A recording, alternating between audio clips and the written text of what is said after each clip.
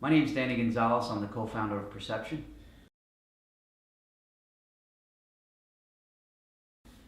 Growing up in Queens, my destiny was to basically run my father's restaurant. He had a Spanish and Italian restaurant called El Prado. And essentially I started working there when I was 14, and I was pretty much groomed by my dad and mentally for myself that, eventually when I got old enough, I was going to take over the business.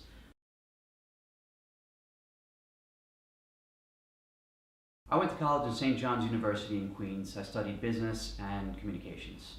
The communications part was really more just to pique my interest in on the creative side because my parents actually both coming from Spain right off the boat. My father was a musician and my mom was a hairstylist, so they were pretty creative. But when they came to this country, their lives changed because my father, as a musician, wasn't making enough money and decided he's going to work at a restaurant, learn the business, and open up his own restaurant.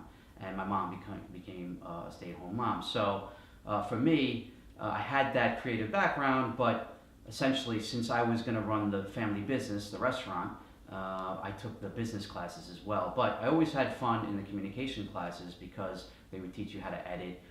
We'd be technical directors in the TV studio. We'd run the cameras, learn how to do the audio, things like that. So right before I graduated St. John's, I actually took a visual effects class that was offered. And it was actually in Manhattan, so I commuted in every Friday night.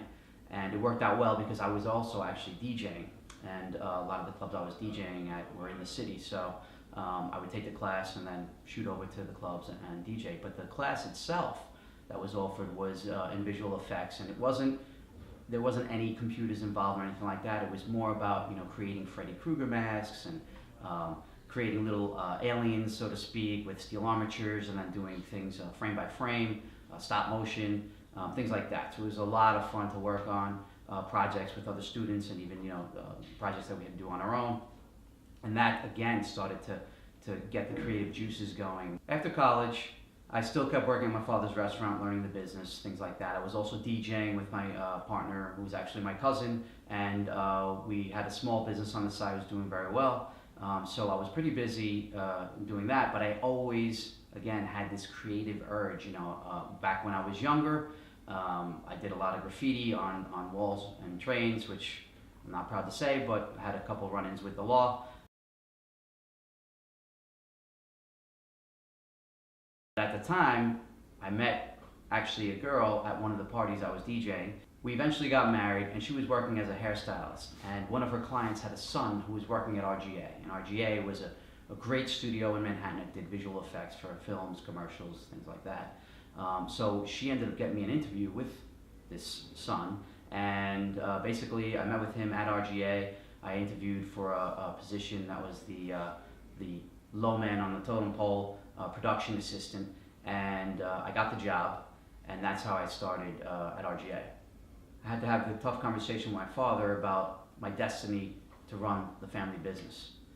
I was excited to get a job at RGA because I knew that this place was just, a creative powerhouse, and that my creative juices were going to be unleashed at a place like this. So I was very excited, but I was very nervous to have this conversation with my father. Essentially, I was telling my father to take the 25 years of the business that he put together and shove it. But after our conversation, I knew that all he really wanted was for me to be happy and for me to, find a place that I could work at for the rest of my life and retire, and essentially, be happy for the rest of my life. I started the very next week, and my first day already started in a whirlwind. There was 4 PAs on top of me, so I had to do anything that anyone at RGA told me. So I literally would run out and get, chicken soup for somebody. I'd run out and get lunch. I'd go out and get cigarettes for people. It was a little bit out of control, to be honest. But that's what you had to do because you had to pay your dues. But on the first day, 2 PAs actually got fired because they had done something with. They lost some luggage for a director that was coming in from out of town, and it launched me from being last to being third. And from then on, it was just a constant move up the ladder at RGA. After being a PA for 8 months, the latter part of those 8 months, I was more of Bob Greenberg's assistant, so I got to see him in action and got very friendly with him. And after a while, he actually asked me, hey, what do you want to do with the rest of your life? And I said, well, I'm really interested in digital post department. That's where they do a lot of the compositing and the color correction and the finishing for all the commercials. That's something I think I could add value. And basically he told me, he's like, okay, starting Monday, you got a new job. We have a bunch of new PAs coming in and they need help back there. So that was my opportunity to shine. And once I got into the digital post department, it was just an unbelievable feeling. So when I first got into the digital post department, I was labeled the dubber. So literally I would make thousands of dubs a day. Everything was on tape those days. Nothing was, a digital transfer, and nobody could download from an FTP because the internet was really slow. They basically said, okay, we're going to bring someone else in. You're going to train them because now we need you to move into the mat cutting room. So there was a small room that I was sitting in, and basically I would cut mats for all the different projects that were going on. From there, I advanced into one of the color correct rooms. It was a smaller room. It was real-time color correction, and that room also did compositing. So I learned the whole layer process and things like that. And then we actually got a flame. That really piqued my interest because I realized that the power of that machine, I could take my skills to a whole nother level.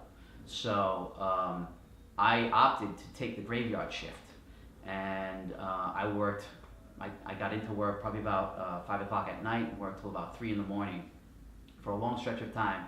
And I did that because I wasn't allowed to use the flame during the day because there were people ahead of me that were learning it. So I decided, well, nobody's here during graveyard shift, so I'll do my work, but I'm also going to learn and teach myself the flame. And what I eventually did was I didn't even do the work in the real-time rooms anymore. I just brought everything into the flame and just started using it there. And I got bumped up to be the flame artist, and that's when my career really took off. I started working on major films, a lot of award-winning commercials, and my time at RGA was my real education. That was my university for this business. So the final chapter at RGA was when they announced the closing of the studio, and that was towards the end of 1999. They gave people the option to either re-interview and get a job at the digital agency that they were starting to create. It was all interactive, or leave and get a job somewhere else. I actually interviewed for a job. They hired me back as the head of broadband. We were a beta site for a lot of different hardware and software that came in, so it was my job to take it all, use what I knew as far as tracking and different types of visual effects, and parlay that into what we could do on the internet and for clients that they were trying to attract.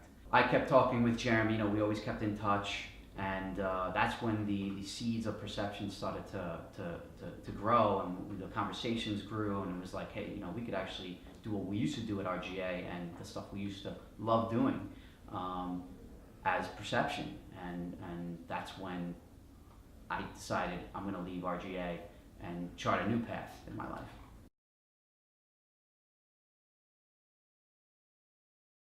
So I originally met Jeremy at RGA, and when we first met, I didn't like him at all because I was actually, I was from Queens, he was from Brooklyn. There was always like this head-to-head.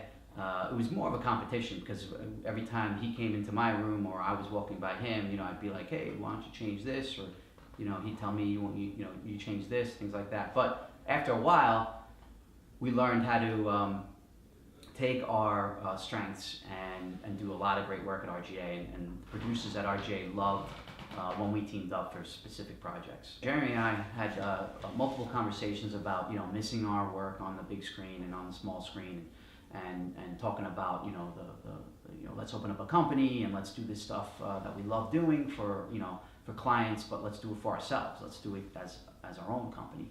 And basically, I was at RGA, and my wife was pregnant at the time with our first child, and he had taken a job somewhere else, and that company had folded. And at that moment, the conversation basically had to become action. And Jeremy said, look, dude, the company that I just worked for is done, and I need you to make a decision, either stay at RGA or open Perception with me. I told my pregnant wife that I'm starting a company with Jeremy, and she thought it was crazy, and everybody else did as well. But for me, I knew it was the right thing to do because, again, I was very bored, and my creative juices just needed to get out there.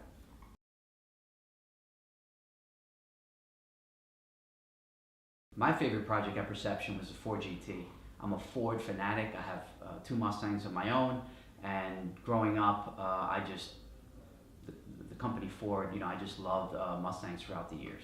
So when we got the opportunity to work on a top secret project, I actually thought it was going to be the next, GT 350 or the Mustang GT 500. But when we had the opportunity to go to Detroit and basically go into this dark tunnel and get this GT unveiled to us, it was a dream come true, and I was just out of my mind, insane with like, this is the best project ever.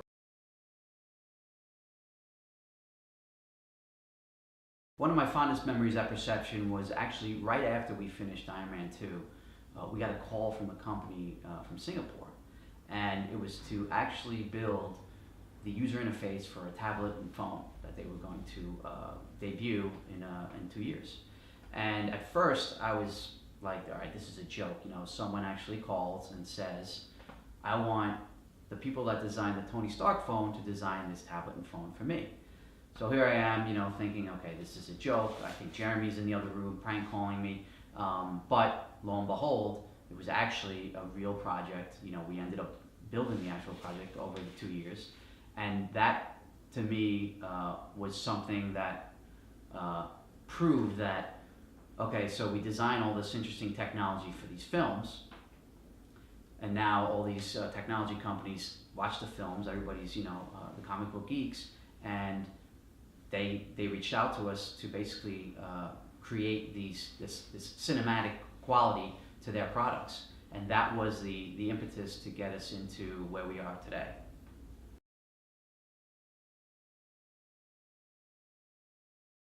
The secret of my success comes from the values that my parents gave me.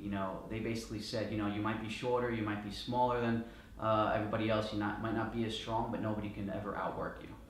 And that was something that my father instilled in me from, going to school to, playing soccer, different things like that. You might be unmatched at different levels, but if you can work harder than anybody else, people appreciate that and they're going to see it. And that's something that I think drove me to my success. There was that never say die attitude. You can't quit, and that's something that always stays with me, and that's something that's part of the culture at Perception. Everybody here, I tell all clients that whether they're new or old, they could put us up against any company, and the other company can have twice the amount of people I have, but the core team that I have will never be outworked.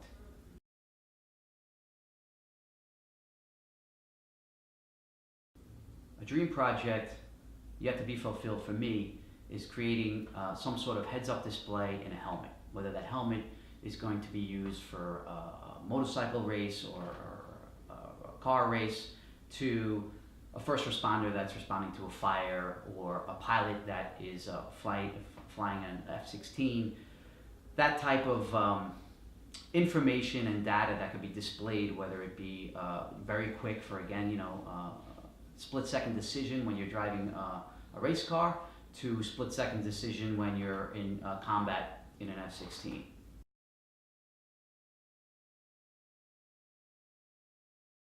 Number one is Under Armour. I've been tracking Under Armour for a very long time, ever since they were a very small company. Now they've exploded and they are a technology company.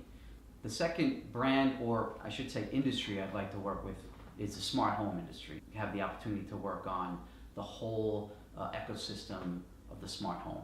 I think there's a lot of area ripe for creative, and ripe for just a strategy that, what happens when the person comes home, what happens when they pull up into their driveway, do the lights come on because they recognize the car. There's a lot of different use cases that are very interesting for that world.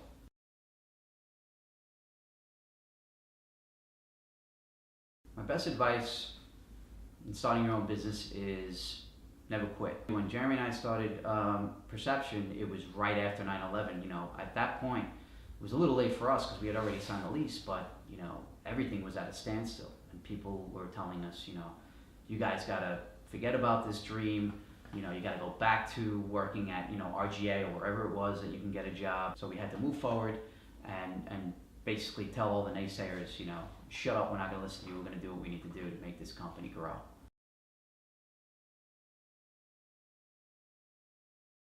My advice for young designers starting out is, when you go to a studio like ours or anywhere else, there's a lot still to learn. There's great colleges now that have, 10 times more education in this field than what I got.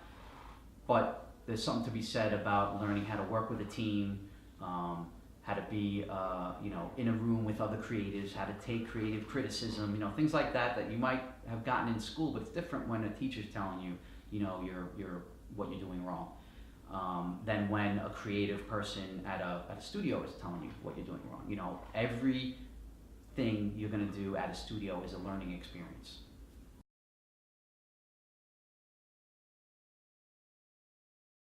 The best piece of advice I ever got was from a couple of different people, but it's the same advice. From my parents was never quit, nobody's ever going to outwork you. And from Bob Greenberg, who basically told me when I told him I'm leaving to start a company with Jeremy, he said, go for it and don't ever look back.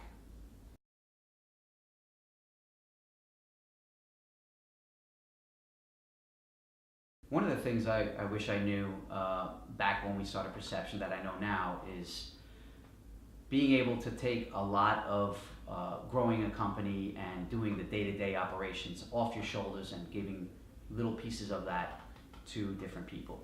Of course, when you're starting off, you don't have the money to be able to pay, different salaries, but little by little, you could chip away at it and bring in someone who runs day-to-day operations. So it could leave you to, if you want to do the creative, you do the creative. If you want to do more of the sales, you do the sales.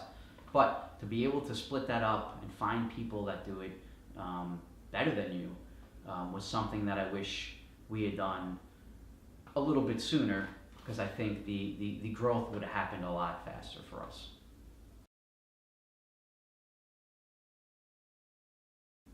My biggest pet peeve is having to repeat myself. I don't like being in situations where we're all in a conference room having a discussion about a project, and then I give my comments about what needs to be done, and then 10 minutes later somebody comes in and asks me exactly what I just finished saying.